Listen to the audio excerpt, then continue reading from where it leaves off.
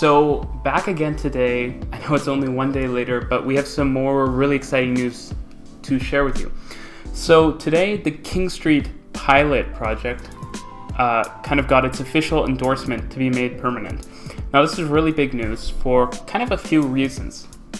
The first reason is that John Tory, who's of course mayor, is the one who's officially announced they're supporting it, which is really important since he pretty much influences a significant amount of Toronto City Council, which means that if he says he endorses it, it will probably be made permanent, which is really exciting.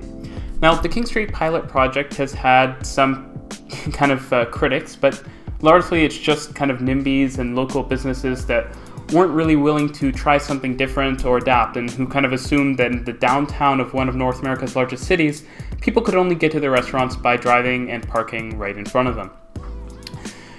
Beyond that, everyone seems to like the King Street pilot project, especially riders. And the really interesting thing is that it's increased ridership from around the 60,000 mark to 84,000 riders per day, which is more than many United States entire transit systems, like the Utah transit system that we've been talking about. Yeah, the King streetcar alone gets more ridership than the whole track system, which is kind of incredible when you think about it. Now, the pilot project is interesting for other reasons. Basically, Toronto has a lot of unused infrastructure, streetcars being kind of a huge piece of that. I mean, not technically unused, but you have the groundwork for an LRT system through Toronto's densest neighborhoods, and you're not really utilizing it to its fullest potential. So the King Street pilot is kind of the first example of how, if you just better utilize the infrastructure you have, you can provide some great service. And, you can serve 84,000 people a day, which is incredible in my personal opinion. John Tory actually referred to it as a surface subway. I mean, the King streetcar gets more riders than the Toronto-York subway extension or the Shepherd subway line. So in a lot of senses, I guess you could refer to it as that.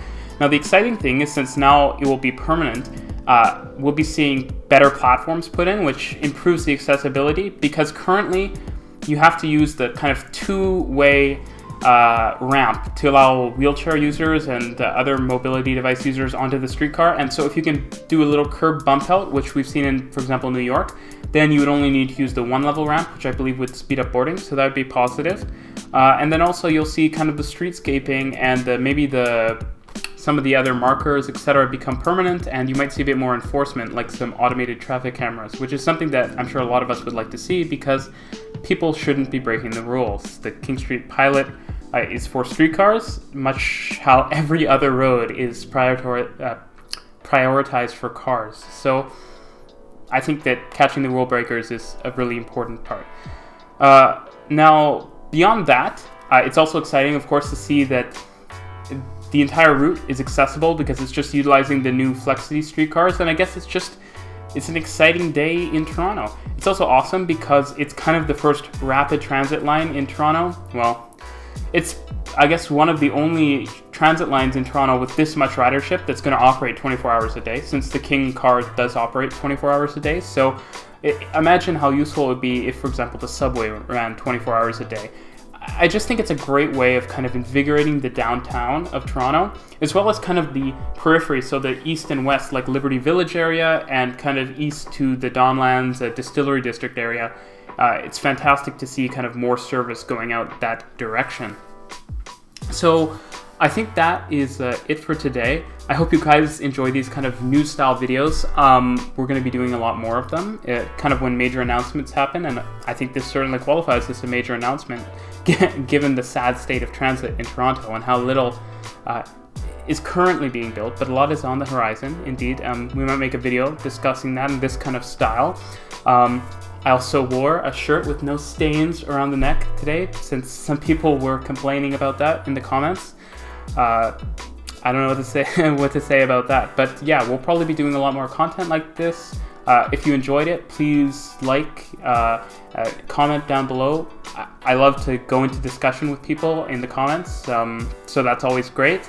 And share it with other people who are kind of passionate about urbanism and transit, because these projects really matter. And if you think about it, basically 20,000 people are riding the King streetcar that weren't before, so either they were walking or they were cycling. I think that's kind of less likely because those are still decent modes. So maybe those people got out of their cars, and that would be a really, really positive thing because it means kind of less CO2 emissions going out there, less land we need to dedicate to parking, less potential automobile accidents. It's really a win-win for everyone. So thanks for watching, guys, and I'll see you in the next one. Thanks. Bye.